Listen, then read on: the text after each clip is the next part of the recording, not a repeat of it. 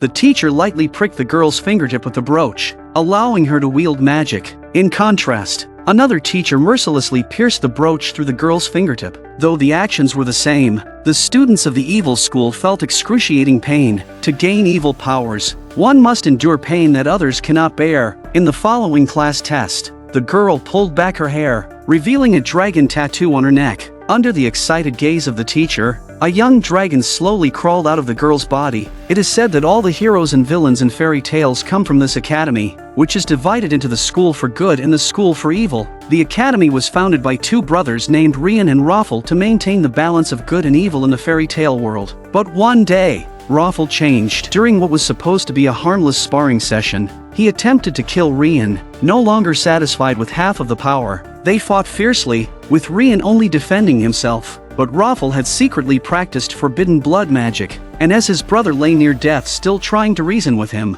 Raffle used the magic to deliver a fatal blow. Severely injured, Rian begged for mercy at the edge of a cliff, but Raffle continued to press forward, questioning why evil should always be suppressed by good. Rian seized the moment, and the two fell off the cliff together. As in all fairy tales with a happy ending, the one who climbed back up was Rian. Years later, the struggle between good and evil continues, with the School for Good admitting kind-hearted children and the School for Evil admitting wicked ones each year. After a year of study, the two schools hold a competition, but ever since Raffle's death, the School for Evil has lost for 200 consecutive years. This year, however, two exceptional individuals arrived. Their presence would break the 200-year losing streak. Sophie is a self-assured young girl, constantly dreaming of becoming a hero in a fairy tale. Her best friend Agatha, on the other hand, is ostracized by the villagers for her appearance, treated like a witch. One day, Sophie made a wish under a wishing tree, hoping to attend the School for Good and Evil. That night, Sophie went into the woods, waiting for the school's messenger to take her,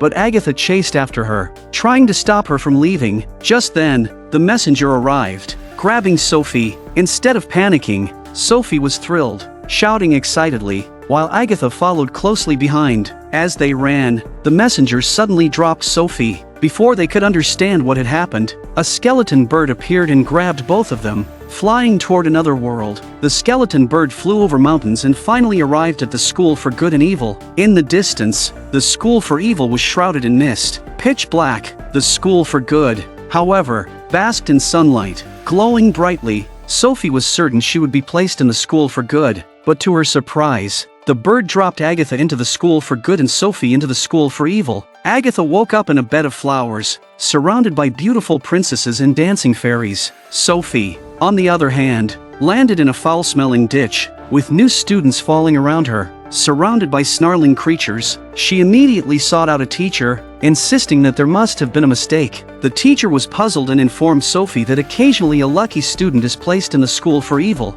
and perhaps Sophie was that person. Meanwhile, the teachers at the School for Good were adamant that there was no mistake, despite Agatha's demeanor being more fitting for the School for Evil. After all, good and evil aren't determined by appearances. And so, Sophie donned a black dress, while Agatha, known in her village as a witch, wore a flowing princess gown. After a year of study, the two schools would ultimately compete, but the School for Evil had been losing for 200 years. As per tradition, the winning school would perform at the opening ceremony. It's the same old Tedros 1v10 routine, and the students from the School for Evil aren't having it. A 3-meter-tall cyclops stood up, snatched the axe, and walked onto the stage. But showing off won't work against Tedros. Tedros pulled out his sword and tossed it into the air. The sword instantly came to life and sent the Cyclops flying. The new students from the School for Evil shouted that it was unfair because it was a magic sword. The headmaster of the School for Evil pointed a finger, and the Cyclops axe was immediately enchanted, leveling the playing field. The Cyclops, feeling confident, shouted and launched an attack, and the two started grappling. Tedros was actually being overpowered, but the giant brute was all brawn and no brains. Tedros seized the opportunity, slid underneath the Cyclops, and used his magic sword to trip him. The axe flew into the air and came crashing down, chopping off one of the Cyclops' arms. The performance ended there, and before the good versus evil contest even began, the School for Evil had already lost a round. Next, the headmaster slowly walked out, delivering a brief speech to all the new students. After the opening ceremony, night had fallen, and Sophie and Agatha were assigned to different dormitories, but Sophie wanted to go to the School for Good, and Agatha didn't want to be at the school for good and evil at all. Both of them were ostracized in their respective dorms, so Agatha decided to go find her friend Sophie. She climbed out of the window, trying to make her way to the school for evil, but was startled by a Cupid statue, which luckily turned out to be just a statue. However, just as Agatha walked past, the Cupid angel came to life. Agatha ran for her life, stumbling into a room where she overheard the headmasters of the school for good and the school for evil discussing the possibility that the two might have been placed in the wrong schools. After they left, the room suddenly turned red, and blood gathered from all directions, forming into a figure. It was Raffle. He was alive again. Terrified, Agatha rushed to find Sophie. On the way, she encountered the headmaster and saw a staircase of clouds materializing in the air, leading to his residence. Agatha pulled Sophie along, and they climbed the staircase to the headmaster's residence, with the simple goal of dropping out. But as they entered, they heard a voice narrating everything they were doing. It was the magic book speaking, writing their story as it unfolded. The headmaster promised to protect them, and they stopped insisting on leaving. However, for Sophie to leave the school for evil, she had to find her true love's kiss. So the two of them began their formal studies. In the magical world's forest, even a flower isn't something to be trifled with. Here, there was an entire field of man-eating flowers. Today was the first outdoor class for the school for good, and the gnome teacher said that the most dangerous evil disguises itself as good. Even these seemingly harmless scarecrows would turn into reapers at night, ready to kill. But the students didn't take it seriously. The teacher was pleased to see the students' alarmed reactions and warned them not to fail 3 times. One student, clearly terrified,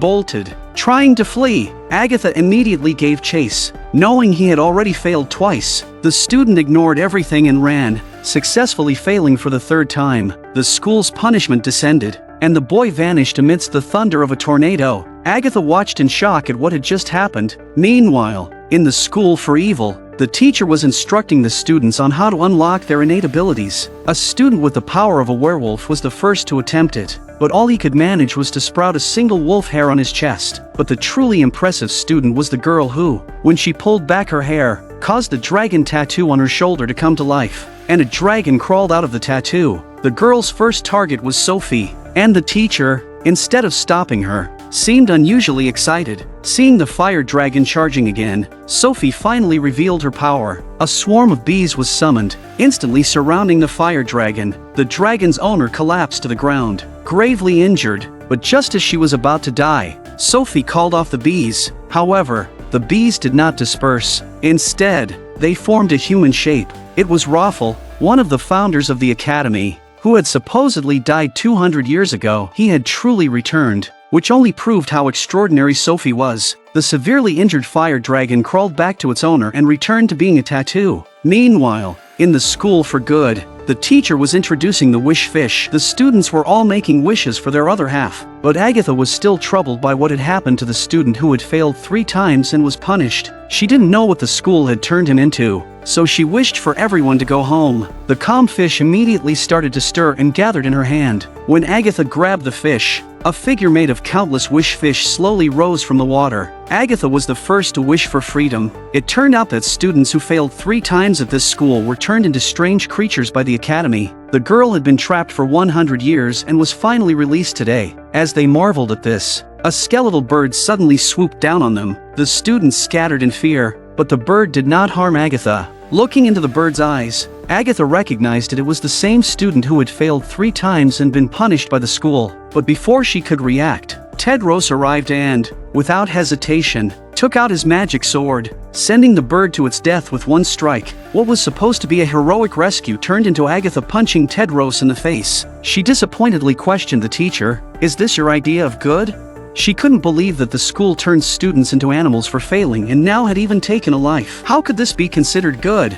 Determined to leave, she went to find Sophie, who also had plenty to complain about after the fire dragon incident. But just as they were about to talk, Tedros appeared behind them, complimenting Sophie's beauty in front of everyone. Just as it seemed that good and evil might fall in love, the guards dragged Sophie away and locked her up. It turned out that the headmistress of the school for evil was behind it. Recognizing Sophie as the hope for the school's resurgence, she couldn't allow good to taint her. so the headmistress took an axe and chopped off Sophie's beloved hair. Back in her dorm, Sophie cried in silence. Raffle appeared again, this time in the guise of her mother, whispering to her, "If no one gives you what you want, you take it," Raffle said. A determined look crossed Sophie's face, and in that moment, she changed. Meanwhile, both schools were preparing to unlock the students' magic. All they had to do was insert a key into their fingers to awaken their powers. For those in the school for good, it was painless, but for those in the school for evil, the pain was intense. Sophie suddenly appeared,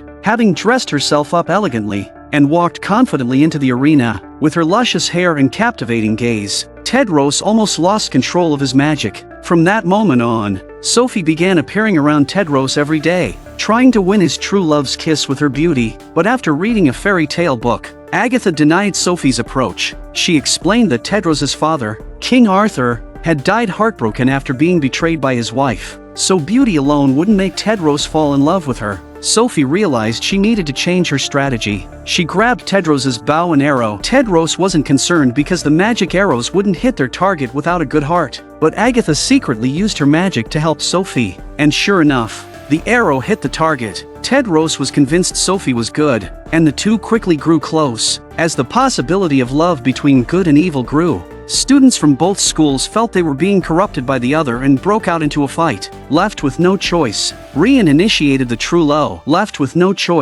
Initiated the true love trial. The two would enter from opposite ends of the Blue Forest, and if they could find each other and survive until dawn, they would be true love. But the Blue Forest at night was extremely dangerous. Sophie thought that choosing beauty would never go wrong. However, when she tried to pass through a field of flowers, the man-eating flowers woke up, each opening their mouths to bite her. Agatha, outside the walls, heard Sophie's screams and grew anxious. She started using magic, while Sophie stumbled into a pumpkin patch. Relieved to see the cute scarecrows, Sophie finally let out a sigh, but the harmless scarecrows from earlier in the day suddenly came to life, turning into scythe-wielding reapers, jumping towards Sophie. Just as Sophie was about to be killed, a white dove swooped in, driving off the reaper. The dove landed and transformed into Agatha. Although the trial forbade outside help, they couldn't worry about that when lives were at stake. The two ran away together, and Tedros rushed over from the other side. Agatha quickly hid. The Reaper attacked Tedros, and the two began to fight. The Reaper was relentless, and Tedros's magic sword was knocked away. Seeing Tedros was losing,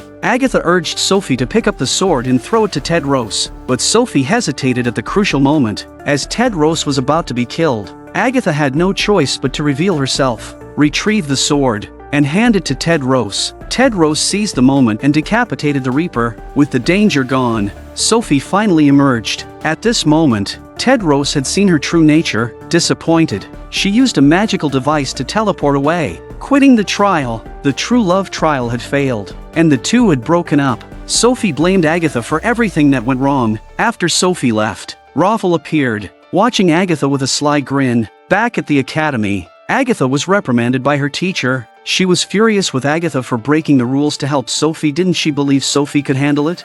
Meanwhile, Sophie, having lost Tedros and her chance for a true love's kiss to change her destiny, was vulnerable. Raffle seized the opportunity to manipulate her again. He maliciously edited a conversation between Agatha and the teacher, showing it to Sophie. Seeing this, Sophie was successfully driven apart from Agatha by Raffle. Thus, she accepted Raffle's blood magic, beginning her transformation into darkness. And when the side of good struck first, it became evil. The identities of everyone began to shift. Evil turned into good, donning lavish attire, while the old witch suddenly became young again. It was Sophie. Since the school for good didn't want her, she would turn the school for evil into good. Tedros tried to intervene, but Sophie crossed two axes over his throat, signaling the disaster for the school for good was just beginning. With a flash of crimson light, good had completely transformed into Raffle. The students of the school for good now wore the black robes of evil, and all this madness began when Sophie accepted Raffle's blood magic. Empowered by the dark forces, Sophie headed to the library to study the laws of magic. Under the influence of the blood magic,